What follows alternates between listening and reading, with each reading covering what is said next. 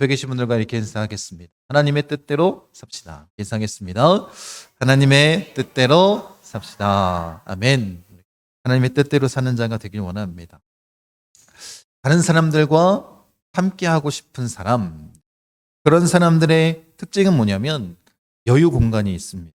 내가 그 사람과 함께 있을 때 참 편안함을 느낄 수 있고 또 그렇게 같이 있는 것이 즐거울 수 있는 건 아니겠습니까? 그런 사람이 다른 사람을 품어줄 수 있고 도움도 줄 수 있는, 그렇게 또 상담도 들어줄 수 있는 그런 자들 아니겠습니까? 그럼 옷으로 비유하자면 양복 같은 사람이 있습니다. 이 양복은 굉장히 입체적인 옷입니다. 그래서 양복의 특징은 뭐냐면 옷에 딱 맞춰져 있기 때문에 어떻게 해요? 살이 찌거나 그러면 굉장히 불편할 수밖에 없습니다.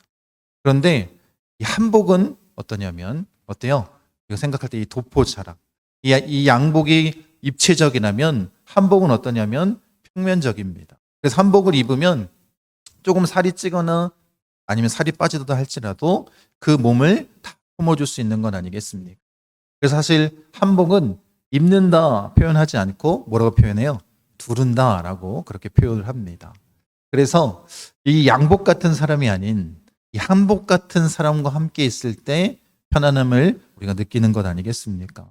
여러분들이 주변 사람들에게 그런 너그러운 마음, 또 주님의 사랑으로 그렇게 품어줄 수 있는 자들이 되기를 원합니다. 그런데 이 여유가 없는 사람들, 이 여유가 없는 사람들의 특징은 뭐냐면 다른 사람들의 잘못을 들춰내는 것을 좋아하는 것 같습니다. 또한 조급하기 때문에 그런 마음을 품었는지도 모르고, 또 우리가 여러 가지 뉴스나 이런 걸 보면 이 거짓 뉴스를 퍼뜨리면서 아니면 이 세상의 이슈들에 휩쓸려 살아가는 그 모습들을 우리가 볼 수 있습니다. 특히 오늘의 본문에 보면 이렇게 여유 없이 세상 이슈에 휩쓸려가는 사람들이 많이 등장합니다. 오늘 본문의 내용은 이 바울이 예루살렘에서 이 소요 사태를 통해서 이제 목숨의 위협, 돌로 맞게 되는, 또 그렇게 많은 사람들이 일어나서 이 바울을 죽이고자 하는 상황 가운데 있었습니다. 그래서 이 로마의 군인들이 이 소요 사태를 진정시키고 바울을 끌고 가고 있는 장면입니다. 이렇게 바울이 로마 군인들에게 끌려가고 있음에도 불구하고 바울의 마음 가운데 어떤 마음이 들었냐면 이 예루살렘 사람들, 유대인들에게 복음을 전해야겠다는 생각이 들었습니다. 그래서 그 천부장에게 부탁을 합니다. 헬라 말로 이야기하자. 천부장이 놀랬고 그 천부장에게 허락을 받은 후에 층대 위에 올라가서 예루살렘에 있었던 유대인들에게 히브리 말로 그렇게 이야기하고 있습니다. 그들을 잠잠케 한 이후에 바울의 이야기를 듣게 하는 것 아니겠습니까? 그런데 이 소요 사태가 일어난 이유를 21장에 보면 뭐라고 나타내고 있냐면 이 유대인들이 성전에 바울이 누굴 데리고 왔다는 거예요? 이방인을 데리고 들어왔다라는 것입니다. 이것 때문에 이들이 그렇게 득달같이 달려들고 이 바울을 죽이려고 든 것입니다.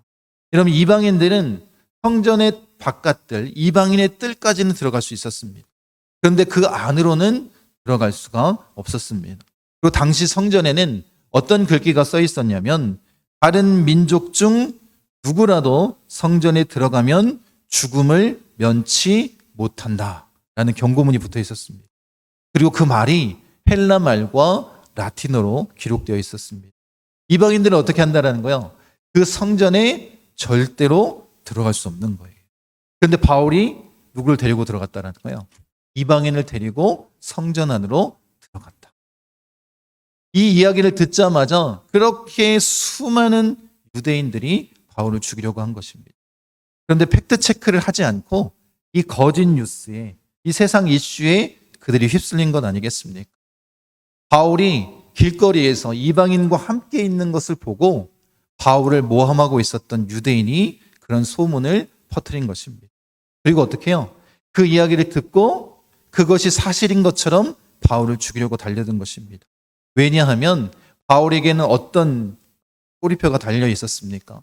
모세의 율법을 없이 하고자 하는, 모세의 율법을 폐하고자 하는 그런 마음을 갖고 있는, 불온한 생각을 갖고 있는 사람이 바울이라는 소문이 돌았기 때문 아니겠습니까?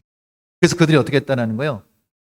사실 여부를 따져보지도 않고 바울을 죽이려고 달려든 것 아니겠습니까? 그렇게 사람들이 세상 이슈에 휩쓸려서 그런 소요 사태가 일어난 것입니다.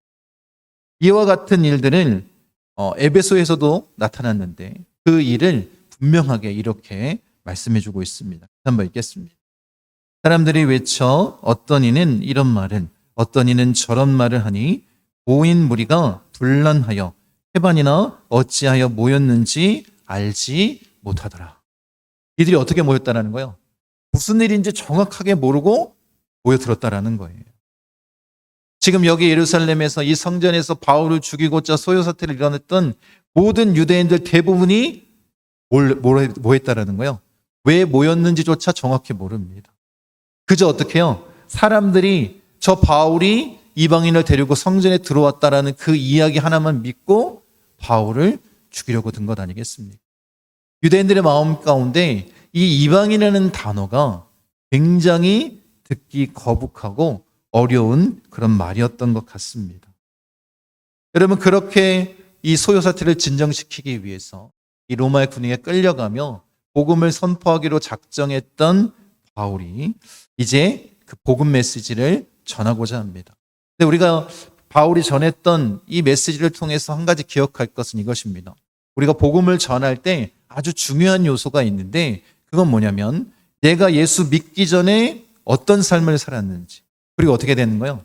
예수 믿고 나서 내가 어떤 변화의 역사를 나타내었는지를 이야기하는 것이 이 복음을 전할 때 굉장히 중요한 요소입니다. 그래서 여러분도 복음을 선포할 때 다른 것보다 내가 예수 믿기 전과 이후의 삶의 변화가 어떤 것인지를 전해주기만 하면 되는 것 아니겠습니까?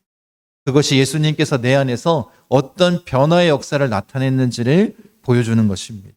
그래서 3절에 이렇게 얘기합니다. 같이 한번 읽겠습니다. 나는 유대인으로 길리기아 다소에서 났고 이 성에서 자라 가말리엘의 문화에서 우리 조상들의 율법에 엄한 교훈을 받았고 오늘 너희 모든 사람처럼 하나님께 대하여 열심히 있는 자라 이렇게 말하고 있습니다. 여러분, 어쩌면 지금 자신의 출신 배경을 설명하고 있는데 이 출신 배경을 듣고 바울보다 더 출신 선분이 좋은 사람이 그 돌로 치료했던 그 유대인들 가운데 그리 많지 않았을 것입니다. 이 가말리엘 문화생에 있었다라는 것, 이 가말리엘이 얼마나 위대한 업적을 갖고 있는 랍비였는지 하나님의 말씀을 주석으로 달아놓은 이 미시나, 권위 있는 이 미시나의 책에 이렇게 기록되어 있습니다. 가말리엘이 죽자 더 이상 율법에 대한 존중이 없어졌고 순결과 경건도 함께 죽어버렸다. 얼만큼 위대한 그런 랍비였는지 또 사람들이 존경받고 있었던 랍비였는지 그 사람의 제자가 누구였다라는 거예요? 바울이었다라고 얘기를 하고 있습니다. 그 누구보다도 유대인으로서 흠이 없는 삶의 모습을 누가 갖고 있었다라는 거예요? 바울이 갖고 있었다라는 거예요. 그리고 나도 여러분들처럼 하나님께 대한 열심이 있었습니다. 라고 고백하고 있는 건 아니겠습니까? 그래서 어떻게 했다라는 거예요? 그 열심을 가지고 예수 믿는 자들을 핍박하는 일에 앞장섰던 사람이 바로 자신이다 라고 말하는 것입니다. 여러분, 지금 당신들보다 내가 어쩌면 더 극악무도했는지도 모르겠습니다.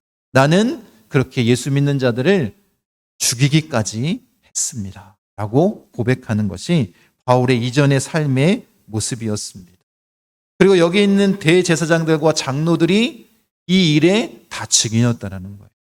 다메섹으로 갈 때에 그 공문을 써준 그 본인들이, 장본인들이 다 여기 있는 사람들이다. 바로 이들이 다 증인이다 라고 바울이 말하고 있습니다.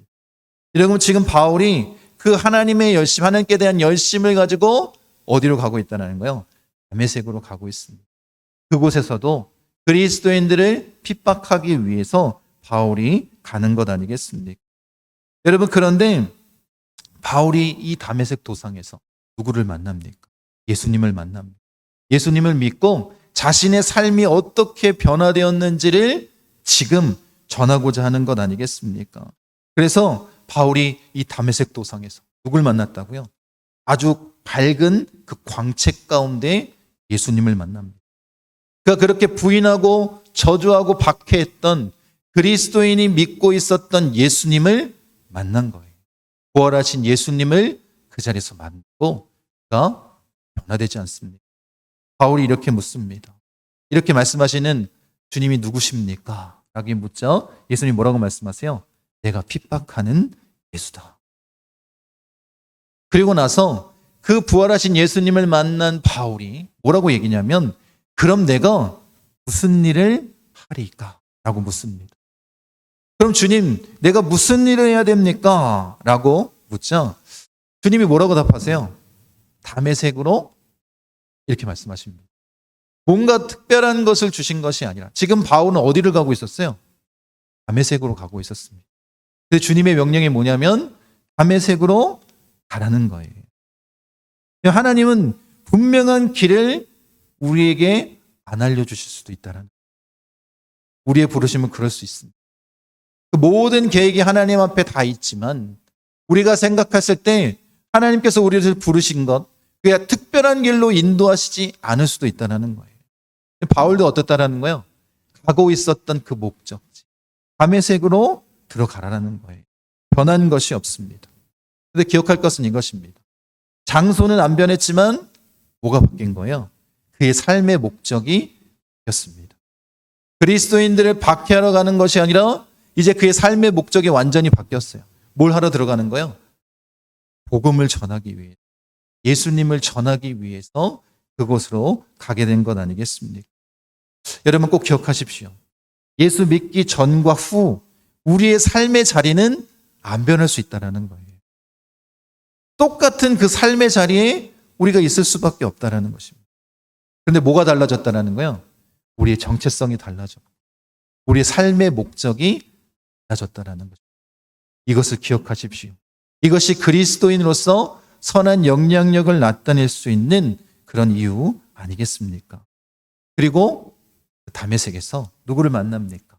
아나니아를 통해서 눈이 떠지고 하나님께서 이 아나니아를 통해 이 바울이 어떤 일을 감당할지를 말씀해 주십니다.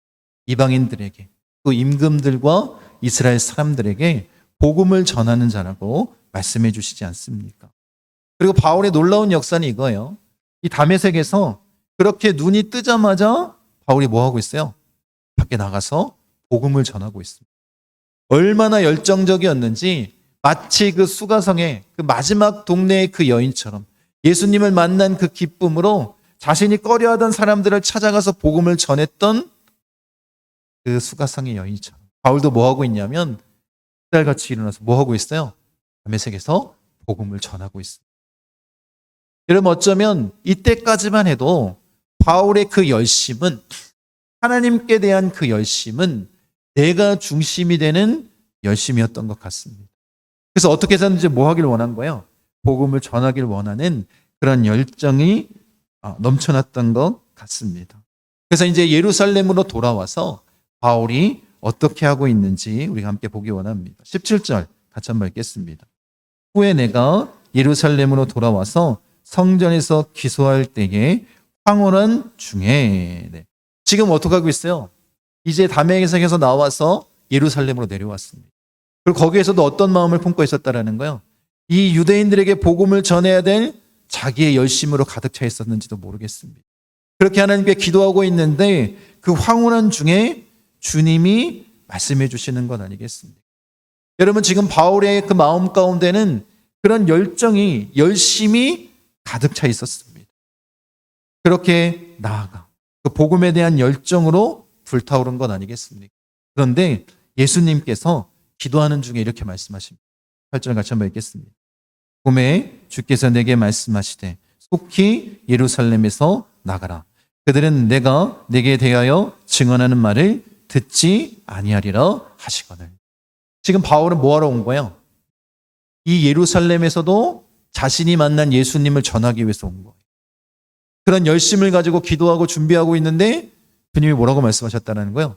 예루살렘에서 네가 증거하는 그것을 듣지 않을 것이다. 이렇게 말씀하십니다. 여러분 여기서부터 중요합니다. 이 이야기를 들은 바울 왜 아직까지 자신의 열심이라고 얘기하냐면 바울이 그 이야기 예수님의 음성을 듣고 뭐라고 얘기하냐면 다른 게 아닙니다. 예수님, 지금 내 상황을 보십시오. 내가 이들에게 복음을 전하기만 한다면 이들이 예수님께로 돌아올 겁니다. 나는 어떤 사람이었다는 거예요? 나는 예수님을 핍박하러 갔던 사람 아닙니까? 이들에게 증서를 받아가지고 공문을 받아가지고 그렇게 핍박하기 위해서 갔던 사람입니다. 내가 스데반을 돌로 쳐서 죽일 때 어디에 있었던 사람이라는 거예요? 바로 옆에서 지켜봤던 사람이에요. 이걸 누가 다 알고 있다는 거예요? 유대인들이 다 알고 있지 않습니까? 그러니 내가 예수님을 만나고 변화됐다라고 말하기만 하면 이들이 뭐 한다는 거예요? 주님께로 돌아올 거라는 거예요. 근데 이 열심은 무슨 열심이라고요? 하나님께 대한 그 열심.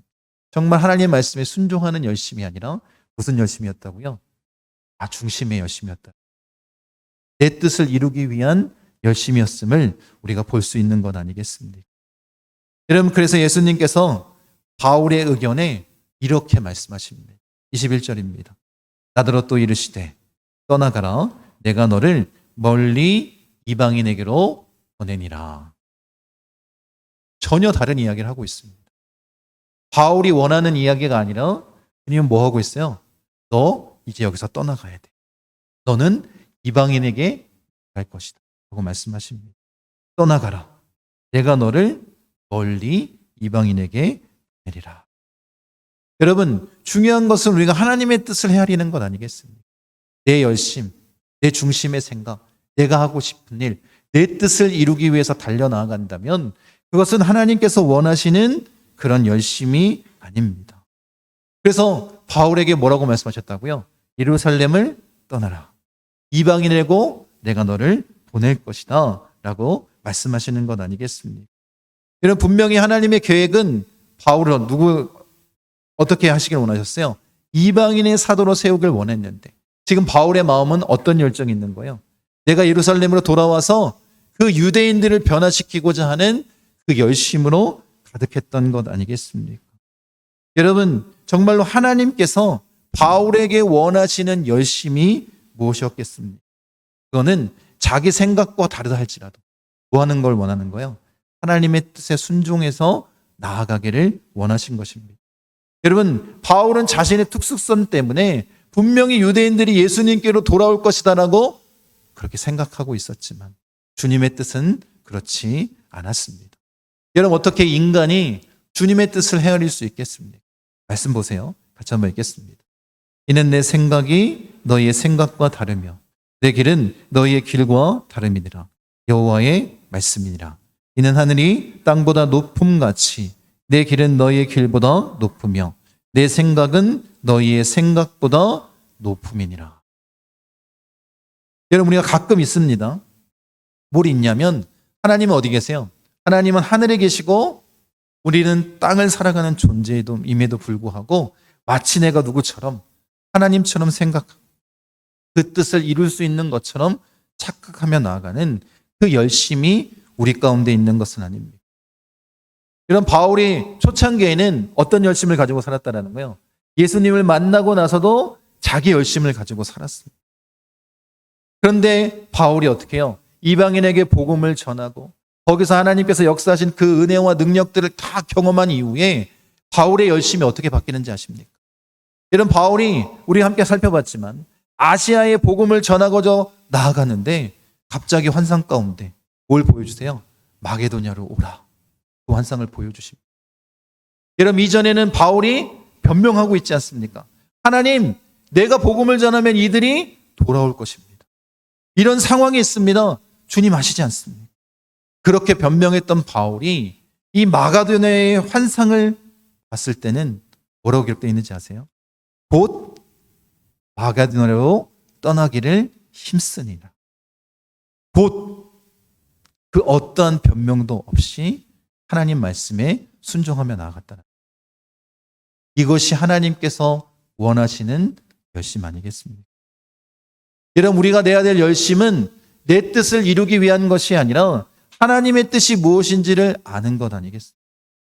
하나님 말씀을 듣고 그것을 준행하고 그 말씀대로 실천하며 살아가는 것. 이 열심이 우리 안에 있어야 되는 것 아니겠습니까? 이런 만약에 자기 열심으로 가득 차면 어떤 삶을 사냐면 내 뜻이 누구 뜻이 되길 원하는 거예요? 하나님 뜻이 되기를 원하는 거예요. 그러니까 이 성난 군중들처럼 그런 작은 이슈에 휩쓸려서 자기 뜻을 관철시키고자 사는 그런 삶의 모습으로 변질되는 것 아니겠습니까? 여러분, 바울은 지금 이 이전의 이야기를 나누면서 뭘 하고 싶은 거예요? 예수님을 만난 이후에 내가 어떤 삶의 변화를 나타냈는지를 이야기하고 싶은 거예요. 그들에게 복음을 선포하고 싶었습니다. 그들에게 예수님을 만나게 하고 싶었습니다. 그들이 정말 나처럼 변화되는 삶을 살길 원했어요. 그런데 본문을 보니까 뭐라고 기록하고 있습니까? 22절, 23절입니다. 같이 한번 읽겠습니다. 이 말하는 것까지 그들이 듣다가 소리질러 이르되 이러한 자는 세상에서 없애버리자. 살려둘 자가 아니라 하여 떠들며 옷을 벗어던지고 티끌을 공중에 날리니. 이들이 뭐에 꽂혔어요? 이방인이라는 이 단어에 꽂혔습니다. 바울이 전할 복음을 시작도 안 했습니다. 그것을 들어야 되는데 듣지 못할 수 있도록 어쩌면 사탄이 역사했을지도 모르겠습니다. 유대인들이 그 자기 열심으로 가득 차 있자 이 단어 하나에 흔들렸습니다. 이방인이라는 단어 하나에. 그리고 뭘 듣지 못한 거예요? 결국에는 복음을 듣지 못한 것 아니겠습니까? 여러분, 이게 얼마나 안타까운 일입니까? 여러분들도 교회 나오고 있지만 여러분의 마음 가운데 아직도 이런 잘못된 열심, 나 중심의 열심, 내 뜻을 이루고자 하는 그 열심, 그리고 그것을 착각해서 이것이 하나님께 대한 열심입니다 라고 살아가고 있다면 누구와 똑같다라는 거예요? 이 성난 군중들과 작은 이슈에 휩쓸려 살아가는 이들과 다를 바 없다라는 것입니다. 그런 모습으로 여러분들이 신앙생활하고 있다면 하나님께서 가장 아파하시지 않겠습니까? 여러분, 우리에게 가장 중요한 열심, 하나님이 원하는 열심, 그것을 이렇게 말씀해 주고 계십니다. 한번 읽겠습니다. 또 새 영을 너희 속에 두고 새 마음을 너희에게 주되 너희 육신에서 굳은 마음을 제거하고 부드러운 마음을 줄 것이며 또 내 영을 너희 속에 두어 너희로 내 율례를 행하게 하리니 너희가 내 규례를 지켜 행할지라. 주님이 주시고자 하는 마음이 뭐예요? 우리에게 성령을 주시고 우리에게 어떤 마음을 주신대요? 부드러운 마음을 주신대요. 서도 얘기했던 것처럼 한복같이 그렇게 모든 것을 받아들일 수 있는, 주님의 뜻을 온전히 받아들일 수 있는 그 마음을 주시는 것 아니겠습니까? 여러분, 성령 충만함으로 이런 부드러운 마음을 소유한 자가 되길 원합니다. 그저 세상 이슈에 휩쓸려 사는, 조급한 마음으로 살아가는, 남을 헛듣기에 앞장서는 그런 모습이 아니라 정말로 주님의 뜻을 헤아리고 그 말씀을 듣고 그 말씀을 준행하고 그 말씀대로 살아나 복음을 선포하는 그런 모습, 바울과 같이, 변화된 바울과 같이 그렇게 예수님을 닮은 모습으로 나아가는 것, 그것이 하나님께서 원하시는 열심 아니겠습니까? 여러분들은 어떤 삶을 살기를 원하십니까? 나의 열심으로 그렇게 다른 사람들에게 인정받으며 살기를 원하십니까? 아니면 정말 하나님께서 원하시는 그 열심, 그 말씀에 순종함으로 하나님께 칭찬받는 삶을 살기를 원하십니까? 여러분, 우리가 결단해야 되지 않겠습니까? 정말로 하나님 앞에 이 바울처럼 변화된 삶의 모습을 가지고 그 말씀에 순종하는 열심을 가지고 살아가는 자가 되기를 원합니다. 오늘 성찬 주일인데 또 성찬 예식을 함께 나누면서 예수님께서 우리에게 분명히 말씀하신 것 아니겠습니까? 예수님이 이 땅 가운데 오신 분명한 이유와 목적을 우리에게 말씀해 주시고 그것을 어떻게 해요? 기념하라. 지켜서 늘 살라고 말씀하신 것 아니겠습니까?